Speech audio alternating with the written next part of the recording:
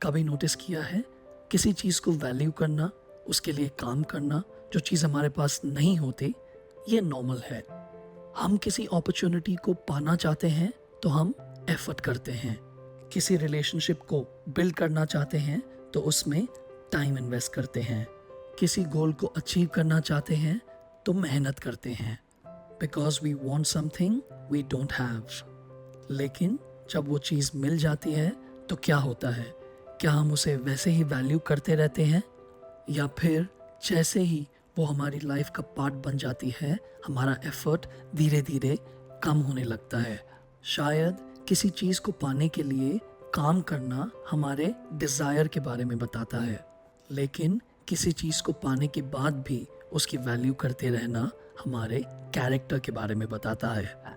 जब तक कोई चीज़ हमारे पास नहीं होती, तब तक उसके लिए एफर्ट करने की वजह क्लियर होती है, लेकिन जब वो चीज़ मिल जाती है तो उसे पाने की वजह ख़त्म हो जाती है। और वहीं से पता चलता है कि हम सिर्फ उस चीज़ को पाना चाहते थे या सच में उसे वैल्यू भी करते हैं। जैसे, क्या हम अपनी हेल्थ का तब भी ध्यान रखते हैं जब हमारा गोल अचीव हो चुका हो? क्या हम तब भी सीखते रहते हैं जब हमें लगता है कि अब सीखने की ज़रूरत नहीं है? हर अचीवमेंट के बाद एक नया डिसीजन हमारा इंतज़ार करता है।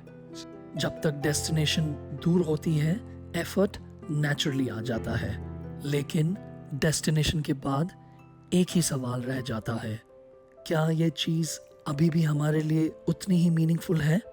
क्योंकि अगर किसी चीज़ की इम्पोर्टेंस सिर्फ उसे पाने तक थी, तो उसके मिलते ही हमारा एफर्ट धीरे धीरे ख़त्म हो जाएगा।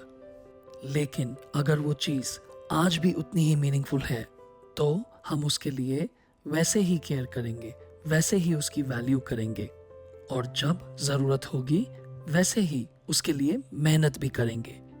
और शायद यही डिफरेंस होता है किसी चीज़ को सिर्फ अचीव करने में और उसे अपनी लाइफ में मीनिंगफुल बनाए रखने में। If this reflection connected with you, subscribe and stay with the channel. One reflection at a time.